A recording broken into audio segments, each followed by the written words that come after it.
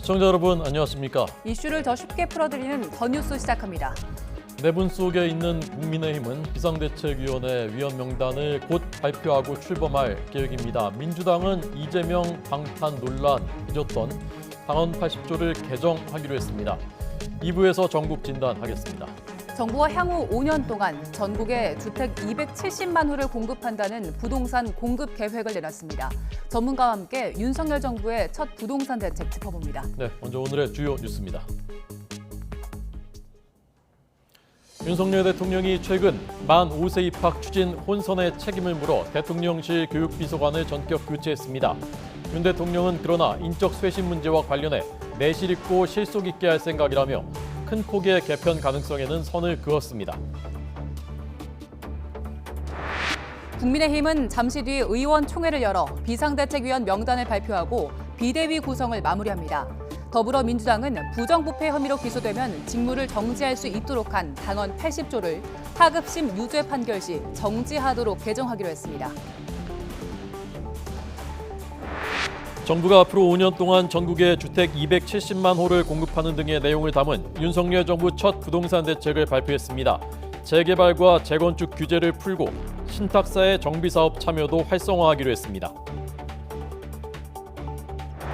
검찰이 서해 공무원 피격 사건과 관련해 박지원 전 국가정보원장과 서욱 전 국방부 장관 집을 압수수색했습니다. 국정원 압수수색 한 달 만에 다시 대규모 강제 수사에 돌입하는 모습입니다. 오늘 0시 기준 코로나19 신규 환자는 8만 명대로 주춤했지만 위중증 환자 수는 4월 말 이후 최다를 기록했습니다. 정부는 이달 말 유행 규모가 정점을 지날 것으로 내다봤지만 광복절 연휴 영향과 개학이 변수가 될 전망입니다. 최근 계속된 폭우로 전국에서 주택과 상가 8,900여 곳이 침수됐고 이재민 2,300여 명이 발생했습니다. 신속한 수해 복구가 절실한 상황에서 금요일과 토요일 전국에 또다시 비가 예보돼 우려를 낳고 있습니다. 네, 첫 소식은 전국입니다. 국민의힘이 잠시 뒤에 의원총회를 열고 비상대책위원 명단을 발표할 예정입니다. 더불어민주당은 이재명 의원 방탄 논란을 빚은 당헌 80조를 개정하기로 했습니다. 국회 취재기자 연결합니다. 정유진 기자. 네, 국회입니다. 국민의힘 비대위원 명단이 곧 공개된다고요? 오늘 오후 2시 의원총회가 열리는데 주호영 비상대책위원장이 의원들에게 보고 형식으로 명단을 발표할 예정입니다. 또 의원들의 동의를 얻으면 오후 3시에 상임 전국위원회를 소집해 임명 의결 절차도 마칠 계획입니다. 비대위원은 당연직인 주호영 비대위원장과 권성동 원내대표, 성일종 정책위 의장 3명을 포함해 모두 9명으로 꾸려지는데요. 비교적 개파색이 옅은 인사들이 줄을 이룰 것으로 전망됩니다. 가급적 당을 조기 안정화시키고 신뢰를 회복할 수 있는 사람으로 구성을 했는데 6분이 되다 보니까 충분히 대표성을 고려했습니다마는 많은 영역을 대표하기에는 6명으로서는 조금 어려움이 있었다는 말씀을 드리고 주 비대위원장은 오는 목요일 첫 비대위 회의가 열릴 것이라고 밝혔습니다. 다만 주호영호의 순항 여부는 이준석 대표가 낸 비대위 효력정지 가처분 결과가 큰 변수입니다. 윤석열 정부 출범 100일이기도 한 내일 가처분 신문 기일이 잡혀있고 이르면 내일 결론 날 수도 있기 때문입니다. 이와 관련해 공개활동을 재개한 이준석 대표는 오늘 오전 라디오에서 지난달 초 대통령실 측에서 자진사퇴 중재안을 제안받았냐는 질문에 이런 지하에 거절했다고 밝히기도 했는데요. 만약 법원이 이 대표 손을 들어줄 경우 국민의힘 비대위는 출범하자마자 제동이 걸립니다. 네, 민주당 당헌 80조 개정하기로 했군요. 오늘 오전 끝난 전준위 회의에서 내용을 일부 수정하기로 했습니다. 민주당 당헌 80조는 부정부패 혐의로 당직자가 기소되면 직무를 정지하도록 하는 내용을 담고 있는데요.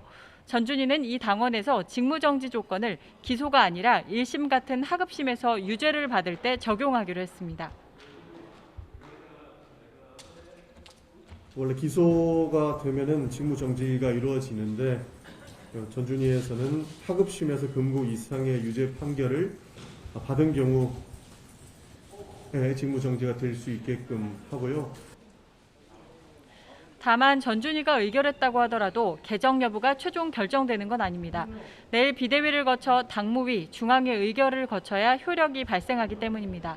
하지만 이 같은 움직임을 두고 당내 일각에선 사법 리스크가 있는 이재명 의원을 위한 개정이라는 비판도 나오고 있는데요. 같은 시간 열린 민주당 의원총회에서는 박용진, 서른 등 여러 의원들이 반대하는 의견을 낸 것으로 전해졌습니다. 또 우상호 비대위원장도 전준위에서 의견을 듣고 수렴해 진행하는 게 좋지 않았나 아쉬움이 있다면서 오해가 없도록 비대위에서 논의가 필요하고 의견을 잘 수렴하겠다고 밝혔습니다. 네, 지금 조금 전 정유진 기자가 전해드린 이 국민의힘 비상대책위원회 명단이 지금 막 발표됐습니다. 2시에 의원총회에서 의원들에게 발표하는 형식으로 6명 명단 권성동 원내대표, 성일종 정책위장은 이제 당연직으로 포함이 됐고요. 엄태영 의원, 전주의 의원, 판사 출신이죠. 그리고 정양석 전 의원이 있고요. 주기환, 다소 생소할 수 있는데 대검 수사관 출신입니다. 그리고 지난 지방선거 때는 광주시장에 출마했었던, 그리고 최재민 강원도 의원, 이소희 세종시 의원. 세종시 의원은 이소희 의원은 휠체어를 타고 등원하는 의원으로 최근 이제 알려졌었던 의원입니다. 이렇게 명단이 최종적으로 확정돼서 지금 발표됐습니다. 자, 이 소식은 이 명단 분석을 저희가 2부 때 전국 진단에서 자세히 또 해보겠습니다. 자, 정 기자 마지막으로요. 빌 게이츠 오늘 국회에 방문한 소식 전해주시죠. 빌 게이츠 빌앤드 멀린다 게이츠 재단 공동이사장이 오늘 오전 국회 연단에 섰습니다. 의원 80여 명이 참석한 가운데 게이츠 이사장은 전염병 국제공조와 관련해 한국이 더 확대된 역할을 하기를 희망하고 있다고 밝혔는데요. 지난해 기본적인 접종을 받지 못한 아이들이 2,500만 명으로 2009년 이후 최고치라며, 그렇지만 글로벌 보건 파트너들이 선도적인 창의성과 관대함을 발휘해 상황 악화를 최소화했다고 언급했습니다. 또 이 시점에서 글로벌 펀드에 대한 투자가 중요하고 한국은 선도할 역할을 할 적임자라고 강조했습니다.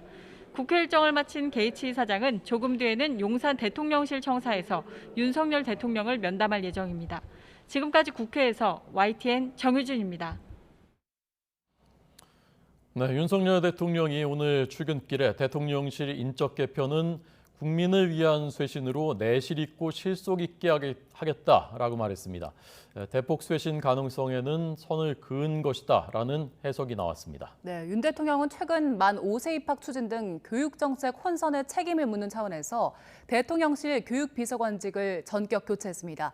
취재기자 연결합니다. 박서경 기자. 네, 대통령실입니다. 네, 인적 쇄신 문제에 대해서 윤석열 대통령이 처음으로 입장을 밝힌 거죠? 네, 윤 대통령은 오늘 출근길 약식 회견에서 인적 쇄신 문제에 대해 처음으로 입장을 전했습니다. 윤 대통령은 먼저 국민 민생을 제대로 챙기고 국민 안전을 꼼꼼히 챙기기 위한 변화여야 한다며 정치적 득실을 따져서 할 문제는 아니라고 강조했습니다. 또 휴가 동안 생각한 게 있다면서 국민을 위한 쇄신으로 꼼꼼하게 내실 있게 실속 있게 하겠다고 말했습니다. 사실상 대폭 개편 가능성은 일축한 것으로 읽히는데요. 직접 들어보시죠. 이 민생을 제대로 챙기고 국민의 안전을 꼼꼼하게 챙기기 위한 변화여야지 어떤 정치적인 득실을 따져서 할 문제는 저는 아니라고 생각하고 있고, 국민을 위한 쇄신으로서 꼼꼼하게 실속 있게 내실 있게 변화를 줄 생각입니다. 이에 대통령실 관계자는 YTN과의 통화에서 대규모 물갈이를 해야 한다는 여론에 맞춰 억지로 사람을 바꾸지는 않겠다는 뜻이라며 일을 제대로 할 수 있도록 변화하겠다는 의지라고 설명했습니다. 다른 고위 관계자도 당장 오늘 내일 급하게 인적 개편이 있지는 않을 거로 예상하면서 참모진 경질보다는 재배치나 보강, 충원에 방점이 있는 분위기라고 전했습니다. 출근길에 이런 발언을 하자마자 윤석열 대통령이 최근 만 5세 입학 추진 등 교육정책 혼선 책임을 묻는 차원에서 권성현 대통령실 교육비서관에 대해 교체 인사를 단행한 사실이 확인됐습니다. 권 전 비서관은 설세훈 교육부 교원소청심사위원장과 자리를 맞바꾸게 됐습니다. 마찬가지로 국면 전환용 참모 경질보다는 책임 소재를 따지는 핀셋 교체에 중점을 두고 있는 것으로 보입니다. 네. 조금 전 화면 보니까 윤 대통령이 발언하고 들어가다가 기자들이 또 물어보니까 다시 돌아서는 모습 나오던데요. 어제 광복절 경축사 때 과거사 문제는 언급이 없었다. 이 문제에 대해서도 문답이 오갔다면서요? 네, 윤 대통령은 오늘 약식회견에서 관련 질문을 받은 뒤 외교부와 정부 출범 전부터 여러 방안에 대해 깊이 고민하고 있다고 설명했습니다. 어제 경축사에서는 일반적 방향을 말한 거고 세부적 이야기는 들어가지 않았다고 했는데요. 일본군 위안부 문제 역시 인권과 보편적 가치에 대한 문제인 만큼 그 취지에 다 들어간 것으로 보면 된다고 부연했습니다. 들어보겠습니다. 그 취지에 다 있다고 보시면 됩니다. 위안부라고 위안부 문제 역시 인권과 보편적 가치와 관련된 문제 아니겠습니까? 그렇게 이해를 해주시면 될 것 같습니다. 앞서 윤 대통령은 어제 광복절 경축사에서 일본을 세계 시민의 자유를 위협하는 도전에 맞서 함께 힘을 합쳐 나아가야 하는 이웃이라고 표현하며 관계 개선 필요성을 강조했습니다. 과거사 문제에 대해서는 한일 관계가 보편적 가치를 기반으로 양국의 미래와 시대적 사명을 향해 나아갈 때 해결될 수 있다고 덧붙였는데요. 하지만 강제징용 피해자 배상이나 일본군 위안부 문제 등 현안을 어떻게 해결할지에 대해 구체적인 언급은 없어 관련 시민단체 등으로부터 비판을 받았습니다. 지금까지 용산 대통령실에서 YTN 박서경입니다. 2020년 9월 북한에 의한 서해 공무원 피살 사건 수사 중인 검찰이 국정원을 압수수색한 지 한 달여 만에 오늘 박지원 당시 국정원장 그리고 서욱 당시 국방부 장관, 직과 사무실 등을 압수수색했습니다. 자세히 알아보겠습니다. 손효정 기자 나오십시오. 네, 서울중앙지방검찰청입니다. 네, 오늘 압수수색 소식 자세히 전해주시죠. 네, 서울중앙지검 공공수사 1부는 오늘 오전 서울 여의도동의 박지원 전 국가원장 자택을 압수수색했습니다. 같은 시각 서울 홍은동의 서욱 전 국방부 장관과 서훈 전 국가안보실장 주거지에 대해서도 압수수색 영장을 집행했는데요. 국가안보실과 국방부, 국정원과 해경 등 사건 관계자들 주거지와 사무실에도 검사와 수사관을 보내 관련 자료를 압수수색했습니다. 이번 압수수색에는 국가안보실과 국정원 사무실은 포함되지 않았고 일부 국방부 예하 부대와 해경 사무실들이 대상이 된 것으로 알려졌습니다. 박지원 전 원장은 압수수색 직후 자택 앞에서 기자들을 만나 압수수색은 30분 동안 진행됐고 검사와 수사관이 자신의 휴대전화와 수첩 5건을 가져갔다고 말했습니다. 곧바로 YTN 뉴스에 출연해 압수수색에 대한 입장을 설명하기도 했는데요. 직접 들어보시죠. 국정원 서버를 삭제 지시했다는데 왜 저희 집을 압수수색합니까? 국정원은 서버를 압수수색해야지. 그건 좀 겁주고 망신 주려고 하는 건데 저는 그렇게 생각하지 않습니다. 정치적 잣대로 고발하고 조사하고 압수수색하는 것은 이해할 수가 없다. 오늘 검찰이 압수수색에 나선 곳은 모두 10여 곳에 달합니다. 검찰의 대대적인 압수수색은 지난달 13일 국가정보원 압수수색 이후 한 달여 만인데요. 당시 압수수색 일주일 전 국정원은 서해 공무원 피격 당시 관련 첩보 보고서 등을 무단 삭제한 혐의로 박 전 원장 등을 고발했습니다. 국정원 직원이 첩보 등을 토대로 이 씨가 자진 월북한 게 아니라 표류했을 가능성이 크다는 보고서를 썼는데 박 전 원장이 이를 삭제하라고 지시했다는 겁니다. 서해 피격 공무원인 고 이대준 씨 친형은 지난달 8일 서 전 장관 등을 고발했습니다. 서 전 장관이 군사통합정보 처리체계인 밈스에서 군사기밀 삭제를 지시한 혐의가 있다는 건데요. 국정원은 이대준 씨 사망 이튿날인 2020년 9월 23일 관계장관 회의 전후로 밈스 내 기밀 정보가 삭제된 것으로 보고 있습니다. 서 전 장관은 2020년 9월 국회 국방위원회에 출석해 당시 실종 사건을 처음 보고받은 뒤 월북 가능성을 잘 보라는 취지의 지시도 내린 것으로 파악됐습니다. 검찰은 그동안 해경과 국방부, 국정원 등 실무자들을 연이어 불러 사실관계를 확인해 왔는데요. 오늘 압수수색에서 확보한 자료 분석이 끝나는 대로 박 전 원장과 서 전 장관을 소환해 삭제 지시 배경과 의사결정 과정을 조사할 것으로 보입니다. 지금까지 서울중앙지검에서 전해드렸습니다. 네, 이번엔 비 소식 알아보겠습니다. 정체전선이 오르내리면서 남해안 지역은 150mm 이상 비가 오는 곳도 있겠는데요. 강한 비구름대, 해안가 침수와 산사태 피해도 우려됩니다. 현장에 취재기자 나가 있습니다. 오선열 기자. 네, 광주 서구 광주천에 나와 있습니다. 네, 지금은 비가 좀 그친 겁니까? 예, 광주는 오늘 새벽부터 비가 내리면서 제 뒤로 보시는 것처럼 광주천의 수위가 한때 높아졌습니다. 지금은 잠시 소강 상태에 접어들면서 하늘만 흐린 상태인데요. 이 비구름대가 남북으로 폭이 좁고 동서로 늘어져 있어서 전남과 전북, 경남 등에 시간당 50mm 안팎의 폭우가 오는 곳도 있겠습니다.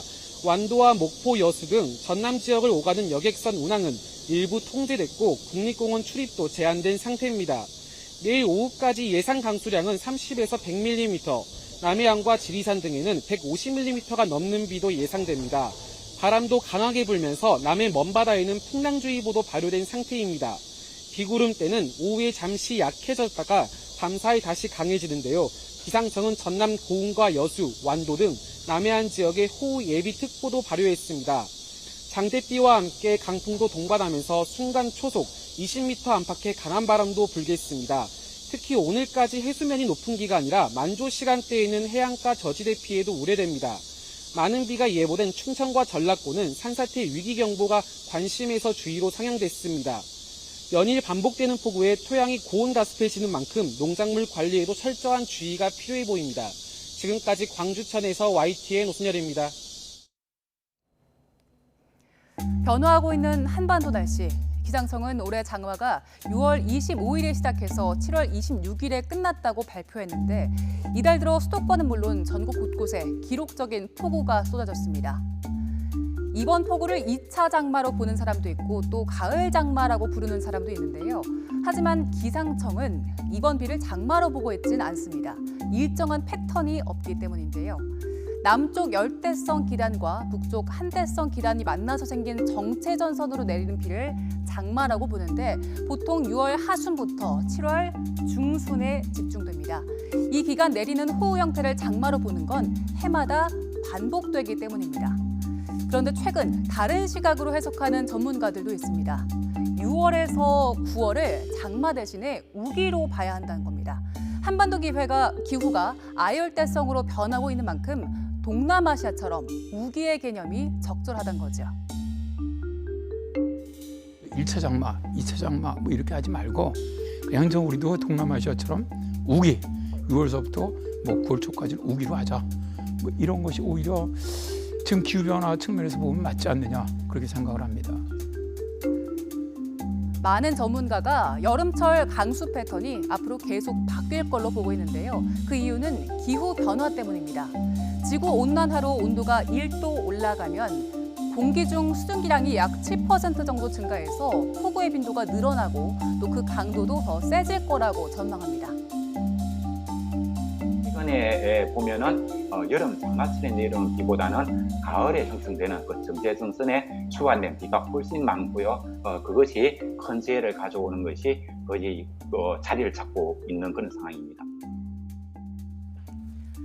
폭우로 인한 재해가 가장 큰 걱정입니다. 기존의 재난 대응 패러다임이 더는 유효하지 않다는 것을 이번 폭우 피해로 확인했는데요.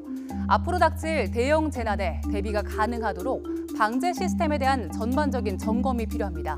나아가 지구가 더 더워지지 않도록 근본적인 노력도 절실한때입니다. 네, 그러면 이번에는 저희 YTN으로 제보된 비 피해 영상들과 함께 현재 상황 자세히 전해드리겠습니다. 네, 비와 함께 강한 돌풍이 불면서 마을 전체가 쑥대밭이 된 지역도 있었는데요. 비는 조금 잦아들었지만 약해진 집안 탓에 산사태 위험은 여전합니다. 취재 기자와 함께 피해 상황 확인해 보겠습니다. 사회일보 황보혜경 기자 나와 있습니다. 어서 오세요. 어서 오십시오. 안녕하세요.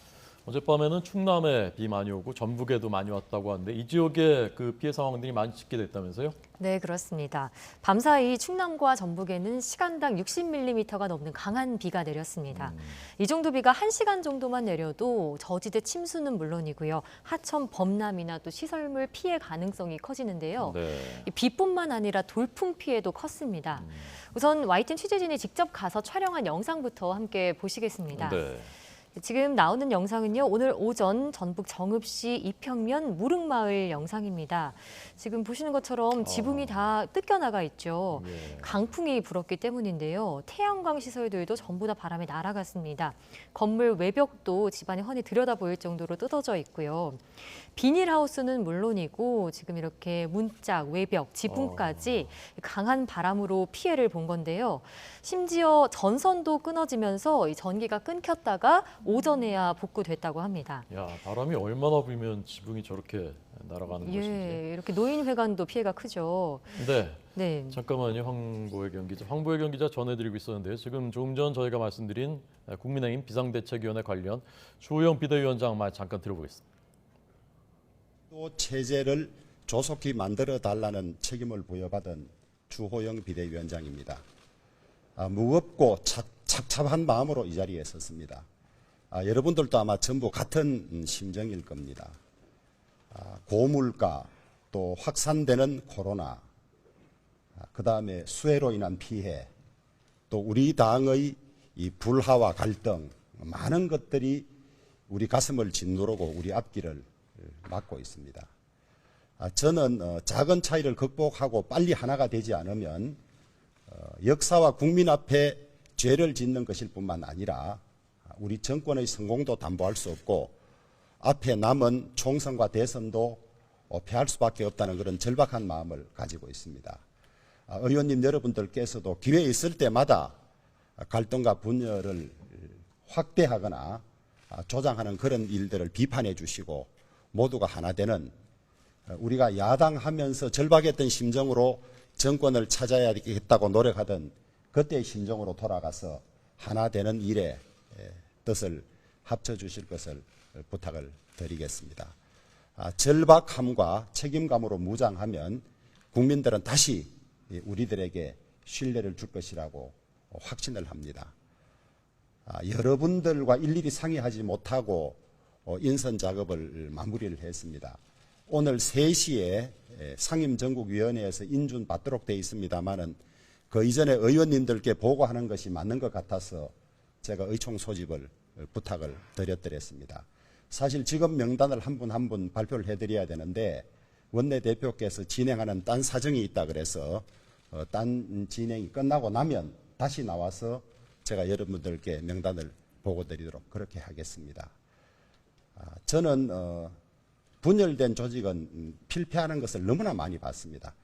법원에 재판하면서도 조직 내에서 서로 공격하고 싸우다가 두 사람 다 불행하게 되는 것을 너무 많이 봤고, 우리 당의 이 갈등과 분열이 보수의 분열로 이어질까 봐 정말 걱정이 태산 같습니다. 나무가 넘어지면 그 나무에 깃든 새집은 박살이 난다고 합니다.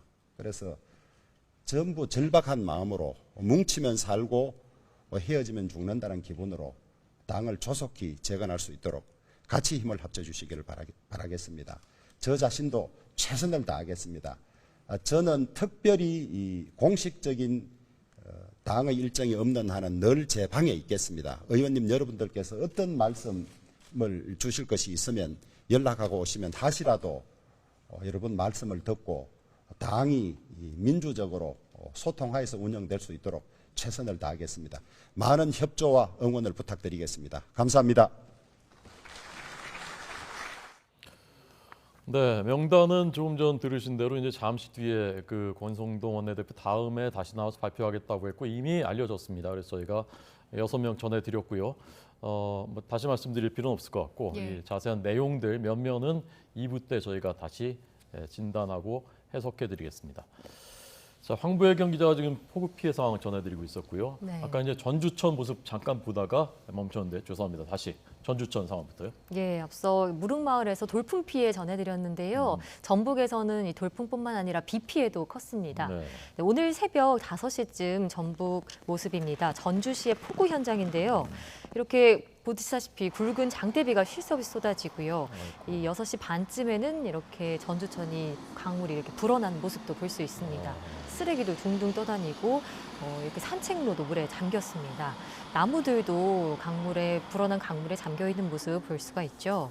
이렇게 일부 도로들도 침수가 됐는데요. 특히 전주천 하부도로는 이렇게 침수되는 바람에 통제까지 진행된 상황입니다. 네. 폭우 피해도 살펴봤는데요. 산사태 피해도 함께 보시죠. 다음 영상 함께 보시면 저희가 오전에 그 중계로도 전해드린 현장입니다. 충남 청양군 장평면에 있는 분향리 양계장 모습인데 산사태가 발생해서 황토가 그대로 드러난 모습입니다. 산비탈이 완전히 깎여 있죠. 사람이 이렇게 걷기도 힘들 정도로 진흙이 가득한데요. 이렇게 주변뿐만이 아니라요. 양계장도 피해가 컸습니다. 쏟아져 내린 토사 또 각종 집기들 때문에 양계장이 운영이 힘들 정도로 지금 피해가 막심한 상황인데요.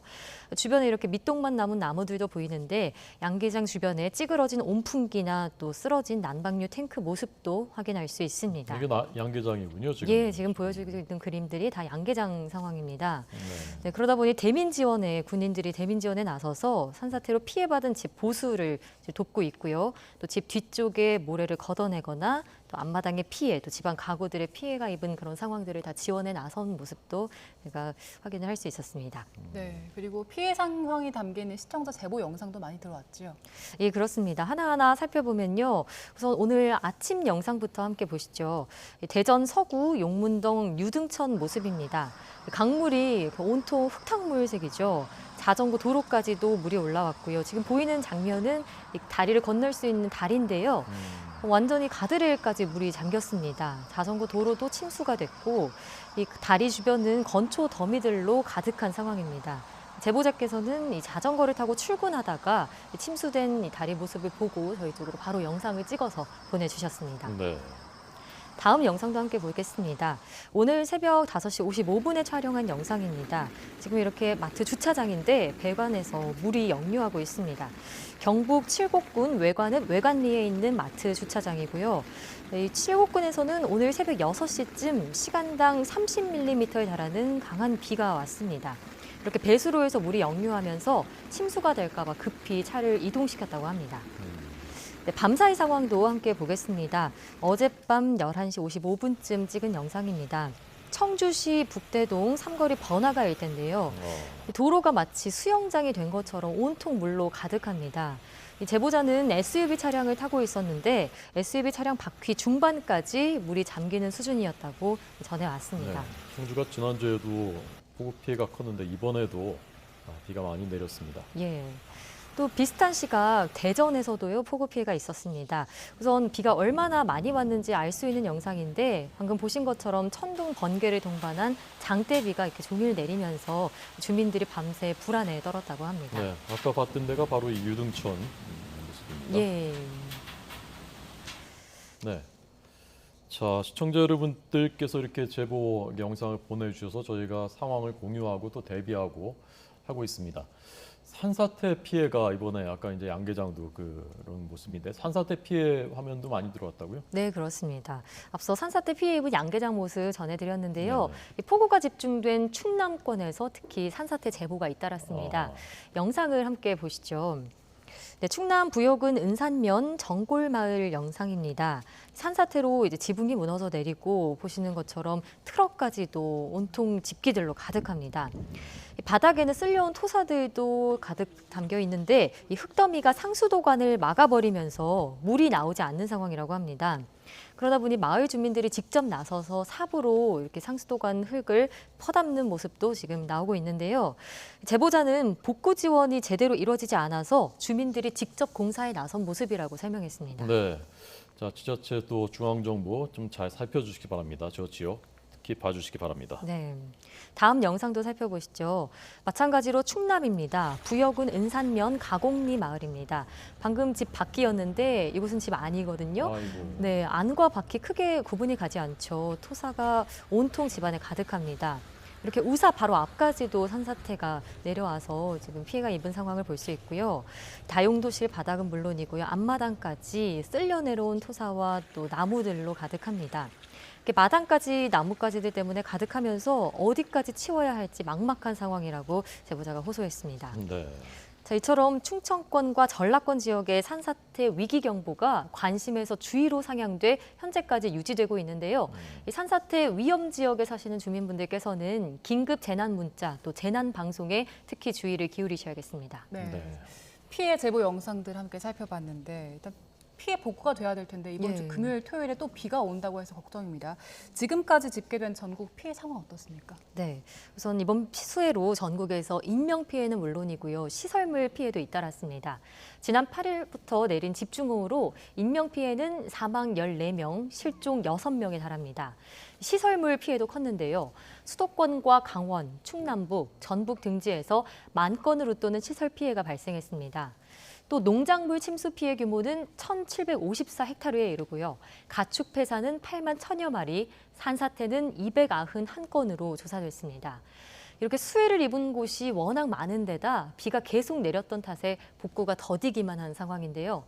한덕수 국무총리는 집중호우로 피해를 입은 지역을 특별 재난 지역으로 선포하기 위한 절차를 조속히 진행하겠다고 밝혔습니다. 네. 자, 황보혜경 기자 전해드렸고요. 끝으로 피해 상황 자세히 알리기 위해서 제보할 수 있는 방법 다시 한번 좀 소개를 해주십시오. 네, 오후에도 계속해서 비 피해 소식 저희 기자들이 전해드릴 텐데요. 제보 영상을 통해서 생생하게 현장 상황을 전달할 수 있으니까 YTN으로 많은 제보 부탁드립니다. 카카오톡에서 뉴스는 YTN, 제보는 YTN 검색하시면 메시지를 쉽게 보내실 수 있고요. 02-398-8282 혹은 8585로 전화를 거셔도 됩니다. 다만 제보 영상 찍으실 땐 무엇보다 안전에 유의하시기 바랍니다. 네, 앞으로도 비 피해 상황 계속해서 전해주시고요. 지금까지 사회일보 황보혜경 기자와 함께 비 피해 상황 알아봤습니다. 고맙습니다.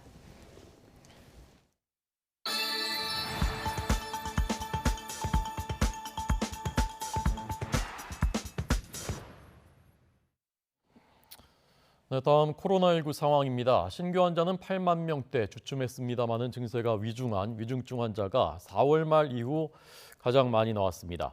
재유행의 정점, 이달 말 하루 평균 20만 명 정도, 이때가 정점일 것으로 정부가 예측했습니다. 최명신 기자 나오십시오. 네, 최명신입니다. 네, 확진자 현황 그리고 정부의 예측 자세히 전해 주시죠. 네, 오늘 0시 기준 코로나19 신규 환자는 84,128명입니다. 어제보다 2만 2천여 명 늘었습니다. 하지만 일주일 전 같은 요일과 비교하면 6만 5천 명, 2주 전보다는 2만 7천 명 줄었습니다. 신규 환자는 국내 발생이 83,665명, 해외 유입이 463명입니다. 해외 유입 사례는 하루 만에 다시 400명대로 올라왔습니다. 방역당국은 이번 재유행 정점을 기존 예측대로 이달 말 하루 평균 20만 명 안팎으로 유지했습니다. 또 중증화율이나 치명률이 아직은 기존 환자 대비 예측 수치 이내에서 발생하고 있어 숨은 확진자가 역학에 미치는 영향이 크지는 않은 것으로 분석했습니다. 당국은 유행세가 휴가철 이동량이나 최근 기상악화 영향 등에 따라 변동할 가능성이 크기 때문에 지속적인 관찰이 필요하다고 강조했습니다. 전문가들은 여름 휴가철과 광복절 연휴, 여기에 이번 주 초중고등학교 개학과 다음 달 초 추석 연휴가 변수가 될 것으로 보고 있습니다. 또 재유행이 정점을 찍은 후에도 신규 환자가 빠르게 감소하기보단 두껍고 긴 꼬리를 남기는 형태가 될 것으로 전망했습니다. 위중증 환자는 어제보다 42명 늘어난 563명으로 지난 4월 26일 이후 112일 만에 최다를 기록했습니다. 사망자는 37명 나왔습니다. 위중증 환자는 확진자 숫자와 1, 2주 시차를 두고 나타나는 만큼 다음 달까지 증가세가 이어질 것으로 예상됩니다. 정부는 위중증 환자가 다음 달 초 800에서 900명 선에서 정점을 형성하고 사망자도 하루 최대 100에서 140명까지 발생할 수 있을 것으로 전망했습니다. 중환자 병상 가동률은 45.5%로 아직은 여유가 있는 편이지만 준중증 환자를 치료하는 병상은 이미 65%가 가동 중입니다. 특히 수도권에서 준중증 병상 가동률이 71.7%로 당국이 위험 신호로 여기는 70% 선을 넘어섰습니다. 지금까지 사회부에서 YTN 최명신입니다. 중국 상하이 올해 초에 코로나 전면 봉쇄로 시민들이 먹을 게 없을 정도 큰 홍역을 겪었었죠. 이번에 또 코로나 때문에 이케아 매장을 봉쇄하려고 했다고 합니다. 그랬더니 놀란 시민들, 쇼핑객들이 강제 격리될까 봐 탈출을 시도하면서 소동이 벌어졌습니다. 현장 화면 보시겠습니다.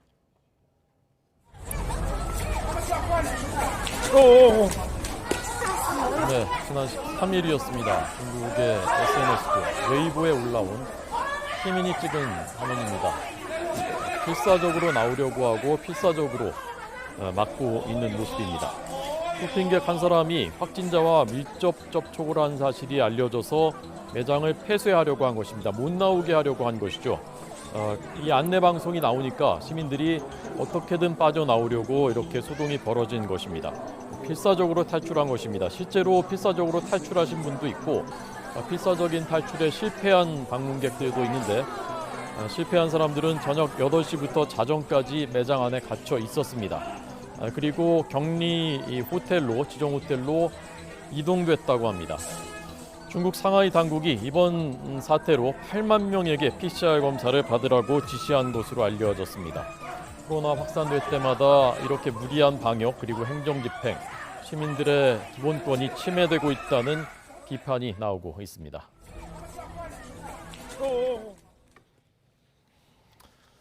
네, 다음 소식입니다. 윤석열 정부가 임기 첫 부동산 공급 대책을 발표했습니다. 앞으로 5년 동안 전국에 주택 270만 호, 연평균 54만 호를 내놓겠다고 밝혔습니다. 어떤 내용이 담겼는지 최기성 기자가 정리했습니다. 정부가 인허가 기준 270만 호 공급을 약속한 시점은 내년 1월부터 2027년 12월까지입니다. 지역별로 살펴보면 서울 50만 호를 포함해 수도권에 158만 호, 전국 시도를 합쳐 비수도권에 112만 호 공급을 계획했습니다. 사업 유형별로 보면 재개발이나 재건축 같은 정비 사업 등으로 52만 호인데 37만 호가 수도권 물량입니다. 공공택지 등 개발로 88만 호를 내놓는 계획 역시 62만 호가 수도권에 몰려 있습니다. 여기에 민간 자체 추진 사업으로 130만 호를 공급할 예정입니다. 집값 급등으로 국민들께서 고통과 불안을 겪고 계십니다. 이를 해소하기 위해서는 양질의 주택을 충분히 공급해서 부동산 시장을 근본적으로 안정시키는 것이 무엇보다도 중요합니다. 국토부는 계획 이행을 위한 세부 방안도 함께 발표했습니다. 재개발, 재건축 규제를 풀고 신탁사의 정비사업 참여를 활성화하기로 했습니다. 도심 주택 공급을 빠르게 진행하기 위해서 공공이 아닌 민간주도 사업에도 용적률을 최대 500%까지 허용할 예정입니다. GTX 노선 역세권 주변 등을 중심으로 고밀도 개발에 나서는 이른바 콤팩트시티도 조성합니다. 철도역에서 1km 이내 지역 위주로 방사형으로 도시를 조성하겠다는 겁니다. 최근 집중호우로 사망자가 발생한 반지하 등 재취약주택 해결을 위해 실태조사에도 나서기로 했습니다. 정부가 취약주택을 우선 매입해 공공임대주택으로 리모델링하거나 지하를 커뮤니티 시설로 용도 변경 추진한다는 겁니다. 매입이 어려운 주택은 침수 방지 시설이나 여닫이 방범창 설치 비용 등을 지원합니다. 재해에 취약한 주택들은 세입자의 내몰림을 방지하고 주거자들의 의견을 최대한 경청해서 신속하게 정비해 나갈 수 있는 방안 등을 정밀하게 검토해 나가겠습니다. 윤석열 대통령 대선 공약이었던 청년 원가주택과 역세권 첫집 주택 공급 방안도 공개했습니다. 시세 70% 정도인 수준으로 청년이나 신혼부부 등에게 주택을 공급하고 저금리로 40년 이상 장기대출을 지원합니다. 최장 10년 동안 임대 거주한 뒤 분양 여부를 자유롭게 선택할 수 있는 이른바 내 집 마련 리츠주택도 도입합니다. 전문가들은 지난 정부의 공급 계획이 공공 중심이었다면 이번에는 민간 중심으로 무게가 옮겨온 데 의미가 있다고 분석합니다. 이번 발표 내용은 공공 중심으로 추진하던 종전의 정책을 수정한 정도로 받아들여야 합니다. 무리한 부분이라고 지적되던 일부 제도의 문제점을 보완하고 적절한 인센티브를 부여하겠다는 것입니다. 국토부는 늦어도 내년 상반기까지 관련 행정조치나 법률 개정을 마무리하겠다는 방침입니다. 다만 국회를 통과해야 하는 법안이 많은 만큼 여소야 대전국 속 야당 협조를 구하는 게 관건으로 보입니다. YTN 최기성입니다. 네, 이번 부동산 대책의 핵심, 억제돼 왔던 재건축 그리고 재개발 활성화하겠다는 것입니다. 네, 특히 입주 30년이 지난 1기 신도시의 경우 도시 재창조 수준의 재정비에 나선다는 방침입니다. 조태현 기자의 보도입니다. 노태우 대통령은 주택에 대한 투기를 근원적으로 뿌리 뽑기 위해 대단히 택지 개발 조치를 취했다고 말했습니다. 지난 1989년 건설계획 발표 뒤 1992년부터 입주를 시작한 일산 신도시. 입주 30년이 지나면서 주거 환경이나 교통망 등을 다시 정비해야 한다는 요구가 커지고 있습니다. 비단 일산뿐만이 아닙니다. 분당과 평촌, 산본, 중동 등 일기 신도시 주택 상당수가 재건축 연한인 30년을 넘어섰습니다. 이에 따라 정부는 조만간 연구 용역에 착수해 도시를 다시 만드는 수준의 재정비 계획을 내놓기로 했습니다. 과도한 규제로 도심 등 선호 입지 주택 재고가 부족한 가운데 복잡한 절차로 주택 공급 기간도 장기화되고 있으며 기존 신도시 등은 교통 등 부족한 인프라로 거주에 어려움을 겪고 있습니다. 정부는 또 오는 2027년까지 수도권의 정비구역 22만 가구를 새로 지정하기로 했습니다. 지난 5년 동안 지정된 물량의 2배 수준입니다. 재건축 사업의 최대 걸림돌이었던 재건축 부담금도 면제 금액을 높이고 1주택자는 감면하는 등 대폭 손질할 계획입니다. 통과율이 절반가량에 머물렀던 안전진단의 경우 평가 항목을 조정하고 지방자치단체가 요청하는 경우에만 적정성 검토를 진행하는 방향으로 손볼 예정입니다. 정부가 규제 완화 관점에서 여러 가지 청사진을 제시하면서 재건축 활성화 기대감은 높아지고 있습니다. 다만 구체적인 실행 방안들이 빠져 있으니까 실제 효과가 검증되기까지는 좀 시간이 필요할 전망입니다. 이와 함께 주민이 원할 경우 조합이 아닌 전문 개발업체를 통해 사업을 신속하게 추진할 수 있도록 규제 문턱을 낮추기로 했습니다. YTN 주태현입니다. 네, 그러면 전문가의 해설 좀 더 들려드리겠습니다. 네, 권순영 건국대 부동산대학원 겸임 교수 나오셨습니다. 안녕하십니까? 네, 어서 오십시오. 안녕하세요. 저희 큰 특징 또 방점 어디에 있다고 보셨습니까? 이번 대책은 지난 대선 때 공약으로 발표했던 250만 호 공급 계획에서 큰 틀에서 변화는 없는 것 같다 이렇게 보이고요. 세부적으로 보면 공급 지역에선 수도권 지역, 서울과 수도권 지역의 중심, 그다음에 공급 유형에서는 정비사업, 재개발과 재건축과 관련돼 있는 민간 주도의 정비사업, 민간 사업에 중점을 두고 있다. 그리고 공급 주체의 측면에서는 민간에게 보다 인센티브를 부여하는 등 통해서 민간에게 공급을 맡기는 정책에 초점을 두고 있다. 이렇게 봐야 될 것 같습니다. 네, 일단 첫 번째 방점이 공급인데 그 공급 물량이 이전 정부에 비해서 얼마나 늘어나는 겁니까? 이번에 270만 호를 공급한다라고 발표를 했는데 세부적으로 보면 수도권 지역에 158만 호, 나머지 지방의 비수도권 지역에 112만 호를 공급하는 걸로 계획을 하고 있습니다. 그래서 서울에 같은 경우는 공급 물량을 연간 10만 호씩 잡고 있기 때문에 50만 호고 이 중에 그 정비 사업을 통해서 공급하겠다는 물량이 이제 24만 호인데 이제 오늘 정부가 발표한 거에 보면은 기존 5년 동안 그 8만 가구가 공급됐기 때문에 이 정비 사업을 통해서 공급하는 물량은 한 3배 정도를 늘린 것으로 보여집니다. 그래서 전체적으로 보면 서울과 그 수도권 지역의 정비 사업을 통한 공급 물량을 확대시키겠다 이런 것들이 눈에 띄고요.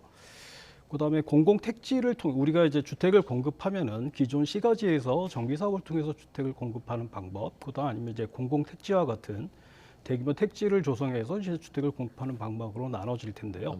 공공택지 같은 경우는 이번에 발표에 따르면 88만 호를 공급하겠다라고 발표에 포함이 돼 있는데 이게 2020년도에 문재인 정부 시기에 향후 주택 공급 계획의 수도권 그 택지 공급 계획은 84만 호가 계획이 돼 있었거든요. 그러니까 이 부분은 거의 늘어나지 않았다라고 볼 수 있을 것 같고요. 그다음에 또 특이한 거는 수도권 외 지역, 그 비수도권 지역 같은 경우는 공급 물량 자체가 이미 축소되고 있다라는 점도 눈에 띄고 있어요. 그래서 전체로 보면 공급 물량을 늘린 것처럼 보이지만 그 중심엔 수도권, 서울 지역의 중심의 주택 공급을 늘리는 거고 지방 같은 경우는 공급 물량 자체가 늘어나지 않았거나 특히 이제 도 단위 지역은 공급 물량 자체를 크게 줄이는 형태로 나타나고 공급 계획이 수립됐다라고 볼 수 있을 것 같습니다. 네. 지금 말씀하신 정비 사업이 이제 재개발, 재건축을 말하는 것이고 이 발표할 때마다 이게 과연 현실성이 있는 거냐 계속 몇백만 원씩 늘린다고 하니까 그런데 이번 그 발표의 실효성은 어떻게 보셨습니까? 이 재개발, 재건축을 통해서 공급 물량을 확대하겠다라는 측면은 두 가지 점에서 봐야 되겠죠. 그래서 첫 번째가 용적률을 상향해서 기존 정비 사업에서도 공급되는 물량, 그럼 숫자가 늘어나지 않아도 용적률 상향을 통하면 이제 공급 물량 자체가 늘어난 측면이 있을 거고요.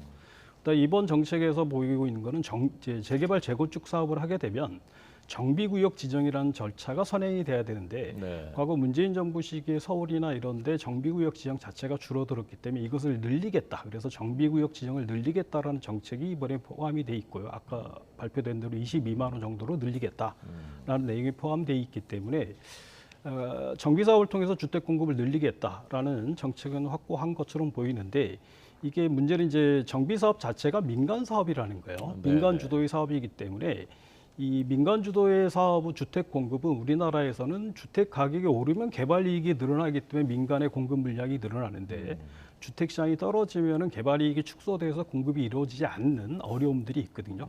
그런 점들이 이번에 고려되지 못한 게 아닌가라는 생각이 듭니다. 네. 그리고 신규 택지 보면 그 기존 신도시 형태랑은 좀 다르게 컴팩트 시티를 만들겠다 이런 계획도 있었는데 이게 어떤 겁니까? 학계에서 컴팩트 시티는 오래된 얘기였었어요. 이제 압축적인 개발을 하겠다라는 거죠. 그래서 이제 지속 가능한 개발의 측면에서 본다면 아주 큰 범위를 조방적으로 개발하기보다는 그러니까 중심 지역, 이를테면 역세권 주변 지역을 압축적으로 개발을 하고 이제 그 범위를 좀씩 넓혀가는 형태의 압축적인 성장을 하겠다라는 것들을 이제 계획 도시로서 압축적인 성장을 말하는 거고. 그래서 이번에 발표된 내용들에 보면은 수도권 지역 같은 경우는 이제 역세권 신도시의 역세권 주변 지역, 신도시의 역이 들어가는 지역 주변을 500m에서 1km 내를 압축적으로 집중적으로 개발을 하고 나머지 부분들을 방사형으로 넓혀가는 계획들이 이번에 시범직으로 한번 도입해서 사업을 해보겠다 이런 발표가 내용이 포함되어 있습니다.